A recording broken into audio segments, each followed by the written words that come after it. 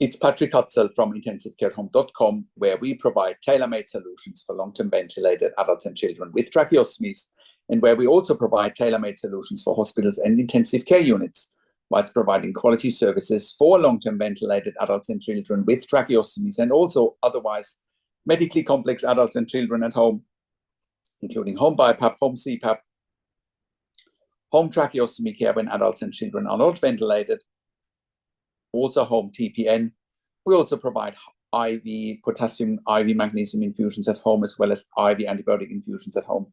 We also provide port management, central line management, PICC line management, Hickman's line management, as well as palliative care services at home, which also includes ventilation, weaning at home. We have also provided an emergency department bypass service as part of a successful tender for the Western Sydney local area health district, the InTouch service, where we have sent our critical care nurses into the home to keep patients out of the emergency department. Now, in today's blog, I want to talk more about the intensive care at home environment we're working in and some of the requirements around funding and so forth. So most of our clients nowadays are funded through the NDIS, TAC, WorkSafe in Victoria, NIISQ in Queensland, ICARE New South Wales, as well as the DVA, as well as sometimes public hospitals, departments of health, private health funds. However, some of you might know I was doing my nurse training in Germany way back when, and I was part of a pioneering intensive care at home service in Germany in the late 1990s and the early 2000s.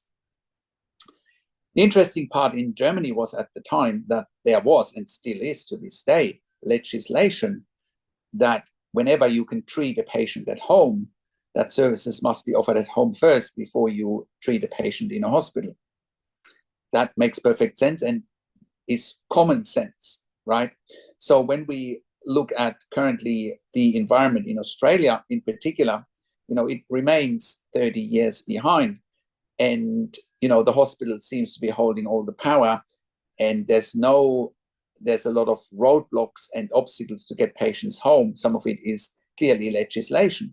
And really today's video is an appeal to all politicians who are involved in healthcare, but also any other policymakers in healthcare, that it would make a lot of sense to lobby for legislation that whenever you can provide home care to a patient instead of hospital care, that it needs to be offered. Well, first of all, it saves a lot of money, and it is patient and family friendly. It is holistic and asks patients and families what they want if they had the choice.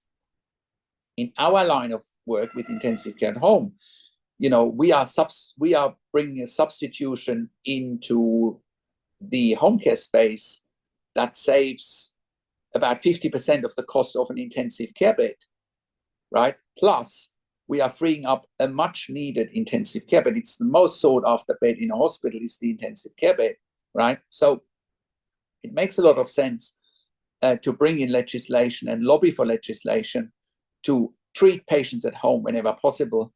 That would also spark much needed innovation in the space, because the space really is lacking innovation in terms of, especially around home care. There's a lot of talk, but not much happenings. Or the NDIS, for example, is trying to send support workers into the home for people that need registered nurses or critical care registered nurses, which, has killed people, quite frankly. And that is wrong as well. So really it's an appeal today for politicians and for any policymakers in this healthcare space. Have a look what's happening overseas. Open your eyes. And, hospital in the home or intensive care at home has been a driving force in Europe for the last 30 years.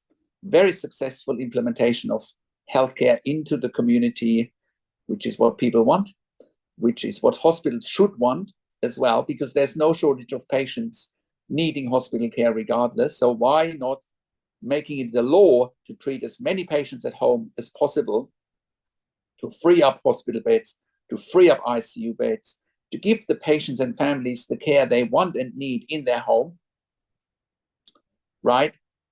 And it's a win-win situation all around. So I hope that some policymakers are watching these videos and start thinking about it. We're not expecting that the world will change tomorrow, but you need to look at what's happening overseas. You need to look what's happening around the world, but also what's been happening in Australia in the last 10 years with intensive care at home.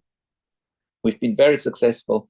We are keeping patients out of intensive care and providing their treatment at home with critical care nurses, saving the healthcare system a lot of money, freeing up ICU beds, so that more patients can be admitted to hospital for critical care if needed. It makes a lot of sense, and there should be more laws and support around that because it makes perfect sense and it is common sense. So that is what I wanted to talk about today. Now, with intensive care at home, we're currently operating all around Australia. We are in all major capital cities as well as in regional and rural areas. We are an NDIS approved service provider all around Australia. We are a TAC approved service provider and WorkSafe in Victoria, iCare in New South Wales, NIISQ in Queensland, as well as the DVA, Department of Veteran Affairs, approved service provider all around Australia. We have also received funding through public hospitals, departments of health, as well as private health funds. So reach out to us if you need help. Our website is intensivecarehome.com. Call us on one of the numbers on the top of our website or send us an email to info@intensivecarehome.com.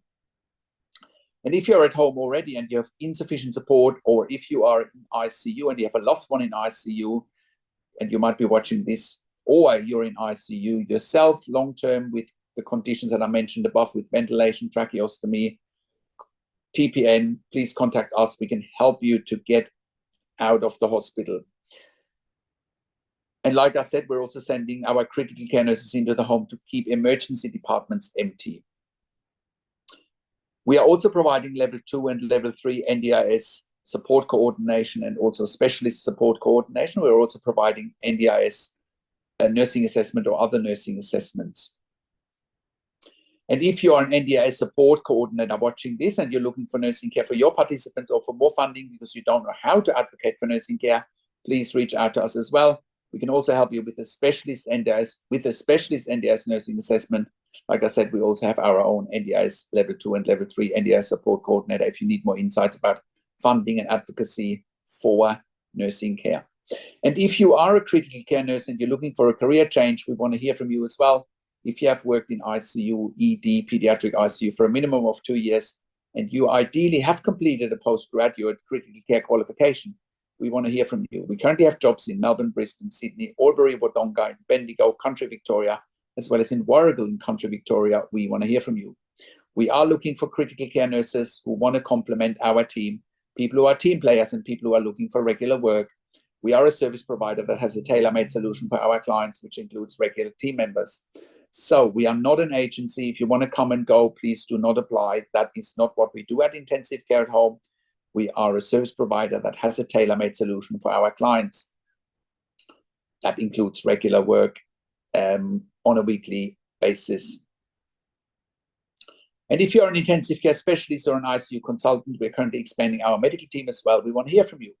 And if you are an intensive care specialist and you have bed blocks in ICU, I also encourage you to reach out to us as well.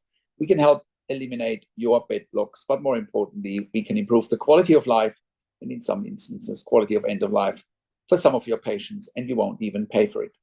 And if you're a hospital executive watching this, we also want to hear from you because once again, we can help you eliminate bed blocks in ICU, pediatric ICU, respiratory wards, and ED. And if you're watching this and you're in the UK or in the US and you need help, please reach out to us as well. We can help you there privately. Once again, go to intensivecarehome.com, call us on one of the numbers on the top of our website, or send us an email to info@intensivecarehome.com. And if you like my videos, subscribe to my YouTube channel for regular updates for Intensive Care at Home, but also for families in intensive care. Click the like button, click the notification bell, share the video with your friends and families, and comment below what you want to see next, what questions and insights you have. I also do a weekly YouTube live that you can get notification for if you subscribe to my YouTube channel, and I will be answering your questions live on the show. Thank you so much for watching. This is Patrik Hutzel from intensivecarehome.com, and I will talk to you in a few days. Take care for now.